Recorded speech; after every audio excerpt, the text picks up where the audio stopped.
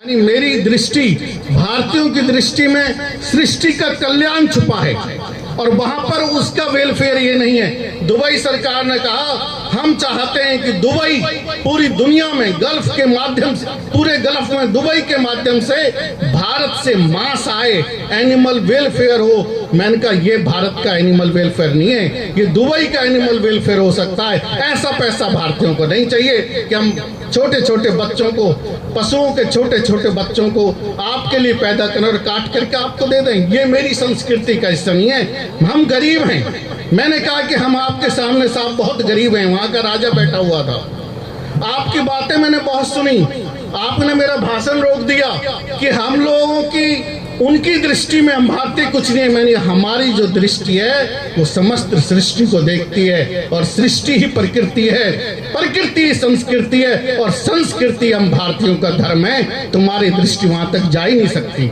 और रही बात दृष्टि और श्रेष्ठता की बात, तो हमारी संस्कृति की श्रेष्ठता यही है कि हम 550 साल पहले दुबई आए थे। कब आए थे? 550 साल पहले हम एक भारतीय के रूप में दुबई आए थे। गुरु नानक देव पैदल चल करके दुबई पहुंचे थे और दुबई का रास्ता बगदाद तक गए थे, जहां पर उनका गुरुद्वारा बना हुआ है। तो जब वो शाम को पहुंचे, जैसा आज महाराज जी यहाँ पर हैं, तो उन्होंने, उनके शिष्यों ने सुना कि यहाँ पर कई दिन से भोजन नहीं बनाए। तो महाराज जी जब लेटे हुए थे तो बाहर से रोने की आवाज आने लगी। तब गुरु नानक देव जी ने अपने शिष्यों से पूछा कि रोने की आवाज कहाँ से आ रही है? तो उन्होंने कहा कि यहाँ पर कई दिन से भोजन नहीं बना, उन परिवारों के बच्चों के रोने की आवाज आ रही है। तो गुरु नानक देव जी ने कहा हो सकता है हम इन्हीं के लिए भोजन कराने आए हो, रब ने, भगवान ने हमको इसलिए भेजा हो। लंगर बनाओ, रात के 2 बजे उन बगदाद के लोगों को, दुबई बगदाद के लोगों को भोजन खिला करके तब गुरु नानक देव जी सोते हैं। तो मैंने कहा हम 550 साल पहले गरीब थे, गरीब तुम भी थे, लेकिन सोचो कि अमीर कौन था? ना तो हमारे रिश्तेदार थे, ना हिंदुस्तानी थे बगदाद में, लेकिन फिर भी एक भारतीय रात को 2 बजे भोजन करा करके तब सोता है। ये मेरी संस्कृति है। मेरी संस्कृति किसी को भूखे रह करके नहीं रह सकती। और दूसरे, तुम कहते हो तुमने विज्ञान में बहुत तरक्की करी। अरे हमारी दृष्टि की जो विज्ञान है उसको तुम समझ ही नहीं सकते। 550 साल पहले भगवान जम्बेश्वर, जो विष्णुई समाज के बहुत बड़े अग्रज संत महात्मा, हिंदू समाज के महात्मा थे, उन्होंने विष्णुई पंथ चला दिया। परंतु 550 साल पहले उनकी दृष्टि देखिए, विज्ञान कहाँ था? उन्होंने कहा कि पीपल में, झांडी में और एक और पेड़ रेगिस्तान में होता है। यानी उन्होंने कहा प्रत्येक पेड़ में भगवान विष्णु का वास है, इसलिए पेड़ों को मत काटना। मैंने कहा कि 550 साल बाद जब कोरोना आया तो इसी दुबई ने वर्ल्ड विज्ञान समिट कराया और उसमें कहा कि प्रत्येक पेड़ के अंदर ऑक्सीजन है और ऑक्सीजन ही भगवान है जिससे तुम जिंदा चल रहे हो। ये मेरी दृष्टि है। क्योंकि हमारे पास लेबोरेटरी नहीं थी, प्रयोगशाला नहीं थी, इसलिए हमने धर्म का सहारा लिया इन पेड़ों को बचाने के लिए। कहना पड़ा इसमें विष्णु है, इसमें राम है, इसमें श्याम है, इसमें कृष्ण है। इसी तरीके से हमको पोषण करने वाली जो हमारी बहुत अच्छी खाद्य सामग्री है, उसमें प्रत्येक जीव जंतु, पेड़ पौधे, वनस्पति और पशु और गौ माता सबका दूध शामिल होता है। प्रत्येक दूध अच्छा है, प्रत्येक दूध मूल्यवान है, इसमें कोई शक नहीं है। परंतु तो गाय अपनत्व को पहचानती है, इसलिए वो दूध के साथ मां के समान है, इसलिए उसको इस तरीके के। और वैज्ञानिक तौर पर भी आप यदि इसको देखेंगे तो दूध सबसे ज्यादा अच्छा पाचक प्रोटीन भी है, कैल्शियम भी है। उसको भी हमने विषैला कर दिया, खराब कर दिया सिर्फ पैसे के चक्कर में। और बंधुओं, दूध और घी के अंदर जो मिलावट है ना, ये आपको नहीं मार रही, आपको तो मार ही रही है, पर ये पशुओं को भी मार रही है। पशुओं के कटने का बहुत बड़ा कारण ये भी है। और आजकल हमारे बहुत सारे अलग अलग तरह के मनुष्य के विचार होते हैं। जब कंस है तो कृष्ण है, जब राम है तो रावण है। अब नए विचार आ रहे हैं कि इतने साल के बाद पशु को डेयरी में जाकर के कटवा दीजिए, उसके लिए स्लॉटर हाउस बना दीजिए। जब ये स्लॉटर हाउस परंपरा शुरू हुई मैं कह सकता हूं उन लोगों ने नहीं सोचा होगा कि जो माँ बाप बन करके आज वृद्ध आश्रम में रह रहे हैं, उन्होंने उसका विरोध नहीं किया होगा जब स्लॉटर हाउस बनने भारत में शुरू हुए। उन पशुओं के लिए जिनकी उम्र 15 साल से ज्यादा हो गई, उनको स्लॉटर हाउस में भेज दीजिए। आज वही वृद्ध आश्रम मनुष्य के भी स्लॉटर हाउस बन करके रह गए हैं। जब बुढ़ापा आया तो शहरों में क्या हो रहा है, बुढ़ापा आते ही परिवार के लोगों को वृद्ध आश्रम में भेजते, शहरों में नहीं, अब तो कस्बों में पहुंच गया है ना ये बात। आपको मालूम है जींद में कितने वृद्ध आश्रम हैं और किस हाल में वो लोग रहते हैं। एक वृद्ध आश्रम में मैं चला गया, मुझे बुलाया एक संत ने, उन्होंने मेरी मुलाकात कराई डिस्ट्रिक्ट सेशन जज, ADJ, principal, professor, scientist, doctor. मैंने कहा एक बात बुरी हो सकती है, पर मैं कह सकता हूं इनमें दुर्जनता भी रही होगी। जब सज्जनता की जरूरत थी, जब ये सज्जन बनकर नहीं रहे, इन्होंने जरूर दुर्जनता की होगी जो आज ये वृद्ध आश्रम में रह रहे। हालांकि बात मुझे नहीं कहनी चाहिए थी, पर मैं उनके विचार सुन रहा था। और ऐसे डिबेट करेंगे, क्या जरूरत है पशुओं की, काट दीजिए तो फिर ठीक है। बच्चों ने भी सोचा इन बुड्ढों की क्या जरूरत है, भेज दीजिए वृद्ध आश्रम में। तो जैसा सोचोगे, जैसा विचारोगे, जैसी संगत में रहोगे, वैसा परिणाम पाओगे। हमको वापस अपने मुल्क को शक्तिशाली मुल्क बनाना है, और वैसा मुल्क नहीं बनाना कि हम मशीन बन जाएं। नहीं बनना मशीन। मैं आपको सच बात बताता हूं, मैं ग्वालागद्दी में जब रहता हूं, ये नरेंद्र जी, डॉक्टर साहब, स्वामी जी, कुछ लोग तो मुझे जानते ही हैं, मैं बड़े सुकून में रहता हूं, आराम से। पीछे बहुत सारे अलग अलग फल लगे हुए हैं, वृक्ष लगे हुए हैं, वो मुझे निकलने की इजाजत ही नहीं देते कि मैं यहां से निकल के जाऊं। और मैंने सरकार की 2 तो नौकरियां छोड़ दी, पॉलिटिकल नॉमिनेशन अलग हुआ, वो भी छोड़ दिए।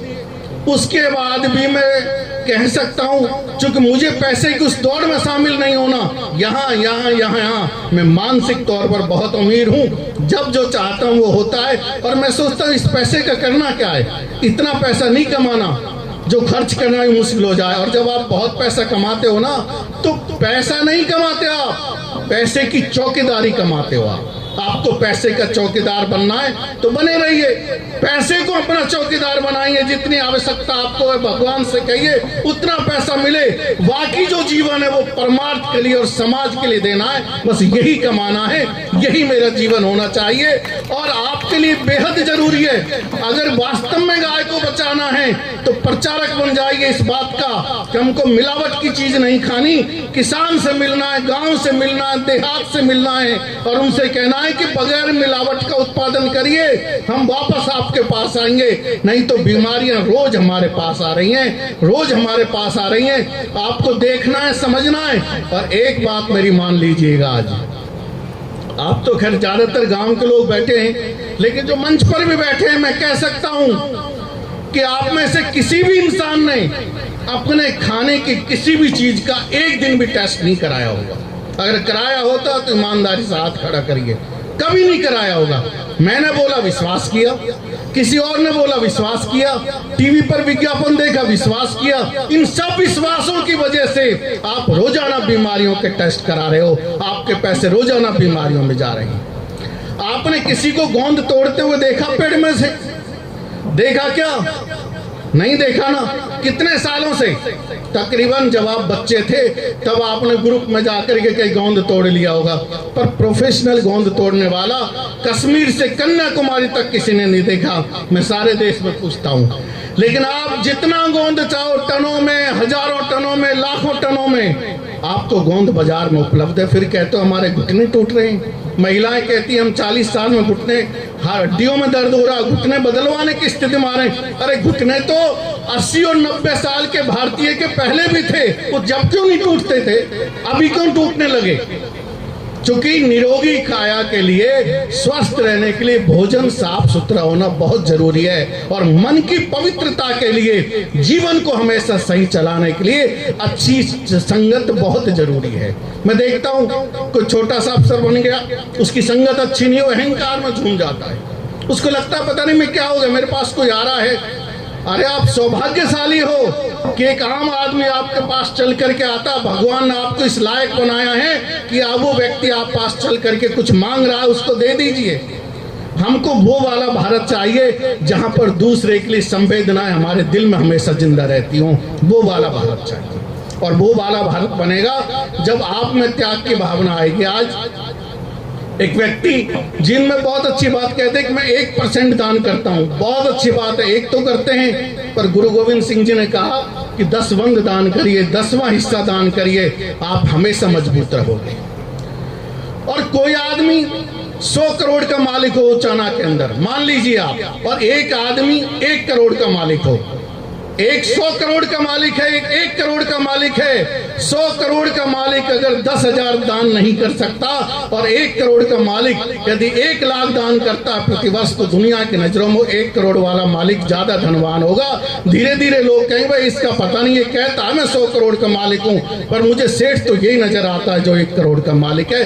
तो वास्तविक सेठ बनिए, बहमा साहब बनिए, वो वाले महाजन बनिए कि मैं महाजन इस गांव में रहता हूं, कोई भूखा नहीं मर सकता, कोई मिलावट नहीं कर सकता, कोई मिलावट की चीज नहीं बना सकता, चाहे मेरा रिश्तेदार हो, पड़ोसी हो, चाहे जैसा भी मेरे संग उसका संबंध हो, यदि वो मिलावट करता है तो मैं सरकार को सूचित करूंगा।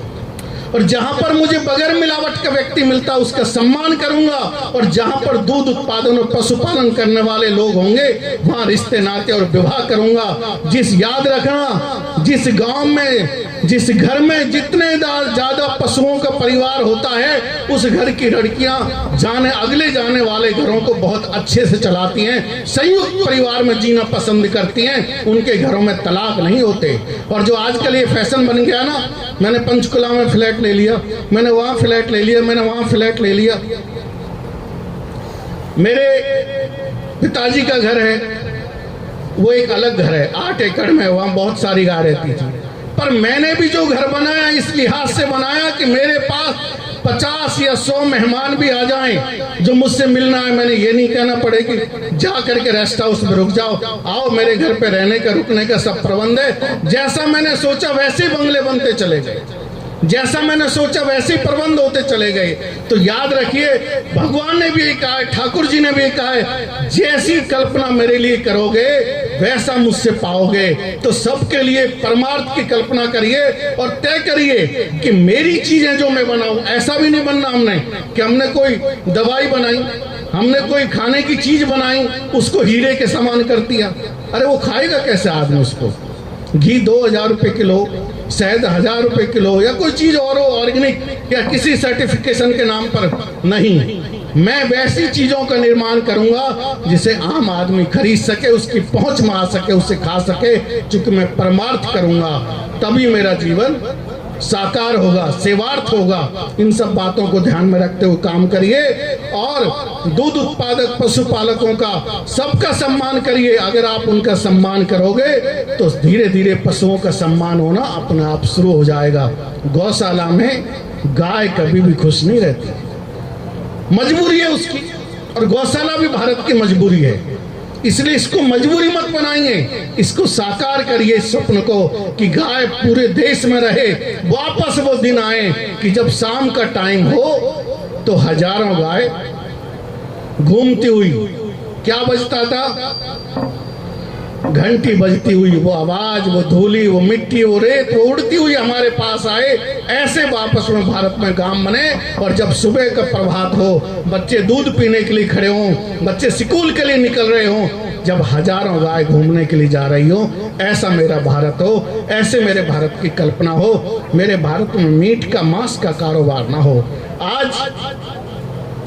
आज जो भारत की वर्तमान स्थिति है उसमें हम 3000 करोड़ रुपए का डेयरी प्रोडक्ट निर्यात कर, 3000 से भी कुछ कम है। और बांस का कितना बड़ा निर्यात कर रहे हैं। जबकि मैं देख के आया हूं बहुत सारे मुल्कों में, सारी दुनिया में इस वक्त बदलाव का वक्त है। भगवान ने कोरोना नामक जो बीमारी दी है उसमें दुनिया दोबारा से सोचने लगी है। और इस बदलाव के वक्त में हम पूरी दुनिया में अहिंसा फूड, बगैर मिलावट की और साथ साथ बगैर हिंसा किए हुआ भोजन सारी दुनिया को खिला सकते हैं। ऐसे भारत का निर्माण कर सकते हैं। और आजकल भारत में लेकिन गांवों में बच्चों के उचाना है, उचाना हुआ, जुलाना हुआ, नरवाना हुआ, उकलाना हुआ। इन छोटे छोटे कस्बों में भी चिकन भंडार, चिकन सेंटर, तंदूरी चिकन, ये चिकन। अरे यार कैसा भारत! भारत की तो आत्मा रोती है अगर किसी पशु की हत्या उसके सामने करी जाए। सोच सकते हो एक मुर्गे को जब काटा जाता है, उसके सामने एक बार खड़े होइए, जब उसको काटा जा रहा हो कैसे चीख निकालता है वो, उसको आप खाते हो। इसलिए आप कमजोर और कायर भी होते जा रहे हो, क्योंकि जो पशुओं की हत्या करके पशु को खाता है, पशु को मालूम होता है कि मेरे कटने का वक्त आ रहा है, वो डरता है और डरे हुए पशु का काटा हुआ मांस आपको डरपोक बनाता है, आपको शक्तिशाली नहीं बनाता। आप शक्तिशाली कब बन सकते हो? जब आप अच्छा भोजन करो। भोजन भी ऐसा हो प्रसाद की तरह, यानी किचन में रसोई में खाना बन रहा है तो माताएं अच्छे विचारों की बात करें। ये नहीं हो कि वहां पर जो भोजन बनाने वाली महिला है वो भी परेशान है, डिस्टर्ब है, इसलिए बहुत ज्यादा अवसाद हमारे परिवारों में बढ़ रहे हैं ना, तलाक, डिप्रेशन, आत्महत्या, बहुत कुछ। और एक सोच, हम डरपोक कैसे हैं मैं बताता हूं आपको। हर आदमी की तमन्ना, युवा बच्चे की ख्वाहिश क्या होती है? मुझे नौकरी मिल जाए। और नौकरी किसकी? सरकार की, है ना ये बात। मैंने सरकार का, मैं भारत में मुझे सबसे कम उम्र का कमिश्नर बनने का सौभाग्य प्राप्त है और कुछ दिन में नौकरी छोड़ने का भी सौभाग्य प्राप्त है। मैंने कभी नहीं सोचा ये छोड़ दूंगा तो कल क्या होगा। अरे कल तो वो होगा जो भगवान ने निर्धारित किया है। यदि आप सच में भगवान पर भरोसा करते हो तो कल भी आपका अच्छा होगा, आज भी आपका अच्छा और परसों भी आपका अच्छा होगा। लेकिन आप स्वयं औरों के लिए अच्छे काम करिए, ऐसा प्रयास करिए। बस इतनी बात मुझे कहनी थी। धन्यवाद।